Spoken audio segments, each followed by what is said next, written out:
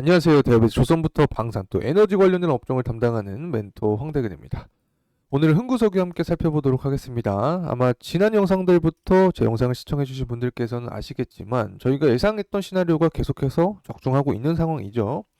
제가 이 지난 영상들 중에서 어떤 말씀을 드렸냐면, 자, 이러한 영사관 폭격 관련된 이슈가 나왔을 때, 이 단기적인 변동성을 이용해서 투자를 하시는 분들께서는 흥규석유가 매력적인 투자처가 될 수 있다라고 이 장이 시작되기 전에 설명을 드렸었습니다. 자, 그리고 그 당일날 이 장중에 28%가량 주가가 상승해주는 모습을 보여주었죠. 자, 그래서 우리가 예상했던 시나리오가 계속해서 적중해 나가고 있는 상황이다. 자, 이렇게 말씀을 드릴 수 있겠고, 또 제가 영상에 대한 이 시청 분석을 또 해봤습니다. 해봤는데 제 영상 시청자 중에서 80%가량 이 구독을 눌러주시지 않은 분들이 좀 많기 때문에 제가 앞으로도 질 좋은 영상을 뽑아내기 위해서 노력을 할 테니까 구독과 좋아요 한 번씩 꼭 부탁드리도록 하겠습니다. 그래서 결국에 금일 영상도 마찬가지로 좀 주가적인 관점에서 이야기를 해보려고 하는데, 이 흥구석유 같은 경우에는 석유 가격이 증가하면 주가가 상승하는 경향이 있다라고 파악을 해봤었죠. 그래서 이 석유 가격이 굉장히 중요하다라고 설명을 드릴 수 있습니다. 현재 상황 자체는 원유에 대한 수요는 증가하고 있고 이 공급은 감소하고 있는 상황 자체가 지속이 되고 있다, 이렇게 말씀을 드릴 수 있고, 또 이란이 이스라엘을 보복하겠다라고 또 선포를 했습니다. 그렇게 되면 이 공급은 다시 한번 차질이 생길 수 있겠죠. 전반적으로 유가 상승에 대한 상방 압력이 더 강한 상태다라고 설명을 드릴 수 있습니다. 그리고 결국에는 주가 상승 모멘텀이 언제가 될지 이 부분이 가장 궁금하실 거라고 생각을 하는데, 이 금일 영상을 통해서 제가 확실하게 풀어드릴 예정에 있으니까 구독과 좋아요 꼭 한 번씩 부탁드리도록 하겠습니다. 그리고 한 가지 더 말씀드리고 싶은 부분이 있는데, 저희 대기업 정말 다양한 전문가들이 각각의 업종 분야에서 하루하루 종목들을 열심히 분석해 나가고 있으니까 많은 관심 부탁드립니다. 자, 그래서 기사를 먼저 가져왔습니다. 자, 유가가 왜 오르고 있냐? 결국에는 공급에 대한 우려와 미국 성장 신호로 상승세를 보여주고 있다. 자, 이 미국 성장 신호 자체는 제가 제조업 지수에 대해서 계속해서 설명을 드렸었죠. 이 제조업 지수가 좋아지고 있기 때문에 이 수요적인 부분에서 좋아지는 모습을 보여주고 있다. 자, 이렇게 해석을 하면 되는 거고, 또 기사가 어떤 기사가 나오고 있냐? 이 100달러를 바라보는 국제유가라는 기사가 계속해서 쏟아지고 있습니다. 이 유가의 특징을 보게 되면 80달러 후반부에 들어오게 되면 이런 기사가 나오게 되는 거죠. 이 전반적인 시장에는 공포감이 형성이 될 수 있겠지만 이 원유 관련주에는 호재성 이슈로 작용할 수 있다. 자, 이렇게 설명을 드립니다. 자, 유가적인 측면 살펴보겠습니다. 가격적인 측면인데 23년 뭐 하반기부터 계속해서 상승해주는 모습을 보여주고 있습니다. 뭐 중간중간에 변곡점은 존재하지만 이 길게 보면 우상향하는 모습을 보여주고 있다. 이 당시에 홍해 리스크가 부각이 됐었죠. 후티 반군의 공격성까지 이어지면서 홍해 리스크가 부각되면서 이 공급 차질 때문에 유가가 상승해주는 모습을 보여주었다. 또 최근에는 우크라이나가 러시아의 정유소를 공격했다라는 이슈가 존재를 했었습니다. 그리고 또 이란과 이스라엘의 관계까지 이 정세 자체가 악화되는 모습을 통해서 유가는 상방 모멘텀을 계속해서 받고 있다. 자, 이렇게 설명을 드릴 수 있습니다. 앞서서 확인을 해봤지만 이 이란의 최고 지도자가 뭐 이스라엘 매맞을 것이다 라면서 이 영사관을 공습하겠다, 이 보복에 대한 예고를 하고 있습니다. 그래서 계속해서 설명드렸던 부분이 유가적인 관점을 봤을 때는 공급이 중요하다라고 설명을 드렸었죠. 그래서 원유 시장 자체는 이 철저하게 공급자 우위의 시장이다라고도 설명을 드렸던 만큼 이 공급에 대한 차질을 계속해서 우리가 체크를 해야 된다, 이 공급성 이슈를 체크를 해야 된다, 이렇게 설명을 드릴 수 있습니다. 사실 이런 전쟁에 대한 리스크가 한번 부각이 되면 보통은 단기적인 재료로 소모될 가능성이 높습니다. 하지만 현재 이란과 이스라엘의 관계를 봤을 때는 단기적인 이 모멘텀으로 끝나지는 않지 않을까라는 점 생각을 하고 있습니다. 그래서 이 중장기적으로 이끌어 갈 수 있는 재료다라고 저는 개인적으로 생각을 합니다. 자, 이제 제조업 지수 가져왔습니다. 앞서서 우리가 이 유가가 상승하는 원인을 확인을 해봤을 때 이 미국 성장이다라고 기사를 확인을 했습니다. 그에 따른 제조업 지수를 가져왔는데 이 제조업 지수가 예측치보다 실제가 더 높게 나왔습니다. 대략적으로 50.3을 기록을 해 주었습니다.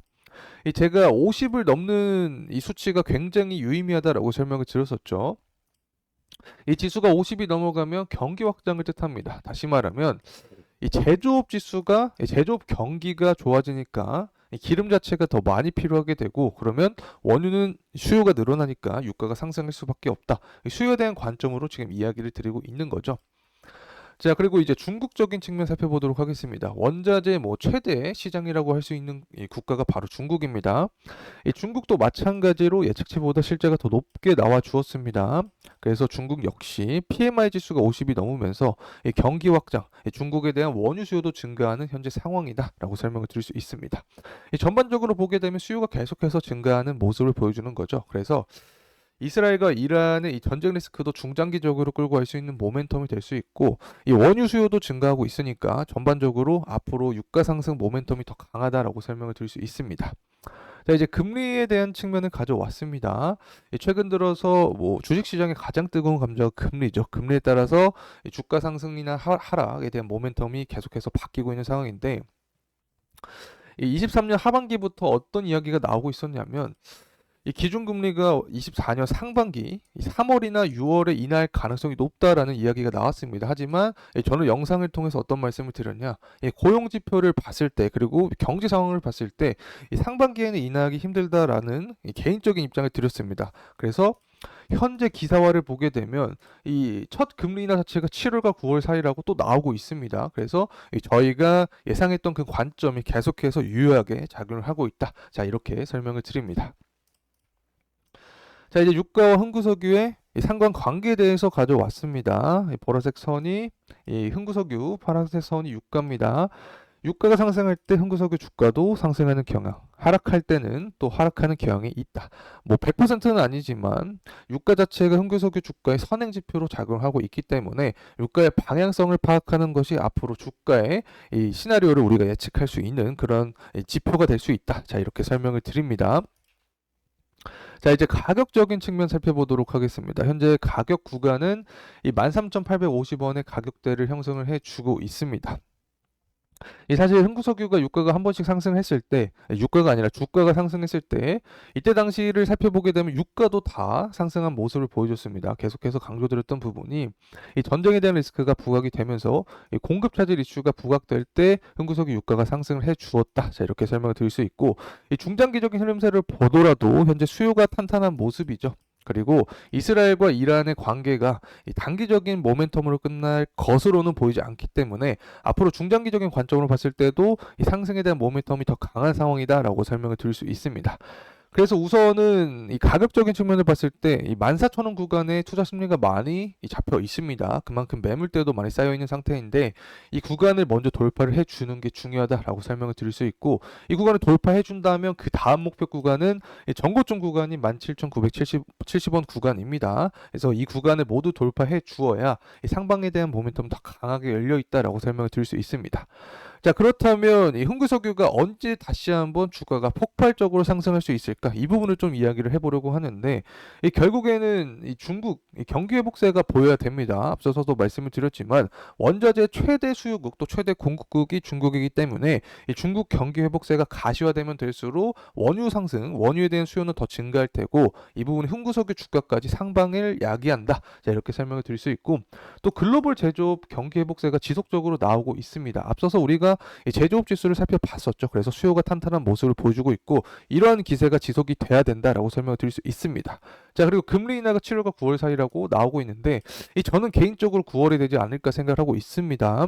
왜냐하면 11월 미국 대선이 존재를 합니다. 그래서 이 11월 대선 전에는 한번 쇼맨십으로 금리 인하에 대한 제스처를 보여주지 않을까 저는 개인적으로 생각하고 있기 때문에 이 9월쯤에 금리 인하를 하게 되면 이 시장의 유동성 자체가 원유 시장으로 돌아오면서 유가가 상승할 수 있다. 그렇게 되면 흥구석유 역시 주가가 상승할 수 있게 되는 거죠.